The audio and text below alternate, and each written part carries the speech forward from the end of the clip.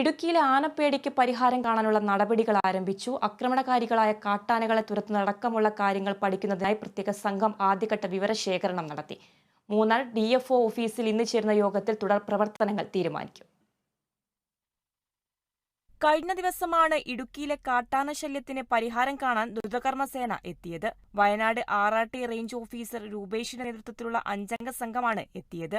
ആനകളെ സംബന്ധിച്ചും കാട്ടാനകൾ എത്തുന്ന പ്രദേശങ്ങളെക്കുറിച്ചുമുള്ള പ്രാഥമിക വിവരശേഖരണമാണ് കഴിഞ്ഞ ദിവസങ്ങളിൽ നടത്തിയത്.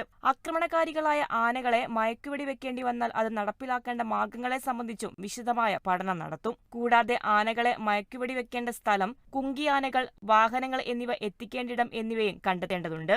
നടപടികളുടെ ഭാഗമായി ജനപ്രതിനിധികളുടെയും വിവിധ വകുപ്പ് ഉദ്യോഗസ്ഥരുടെയും യോഗം ഇന്ന് ദേവികുളം DFO ഓഫീസിൽ ചേരും.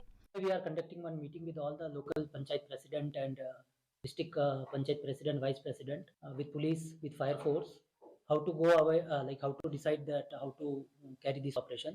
പഠനസംഘം നൽകുന്ന റിപ്പോർട്ട് 10-ാം തീയതി നടക്കുന്ന വനവകുപ്പ് ഉന്നതതല യോഗത്തിൽ ചർച്ചയാകും. അതിനുശേഷമായിരിക്കും ഡോക്ടർ അരുൺ സ്കാറിയ അടക്കമുള്ളവർ എത്തുക. മയക്കുവെടി വെക്കുമ്പോൾ ഇടുക്കിയുടെ ഭൂമിശാസ്ത്രപരമായ പ്രത്യേകതകളും ആനയിറങ്കൽ ഡാമുമാണ് വലിയ വെല്ലുവിളിയാകുക. കാലാവസ്ഥ പ്രതികൂലമായാലും നടപടികൾക്ക് കാലതാമസമുണ്ടായേക്കും. Kerala vision news, Idukki.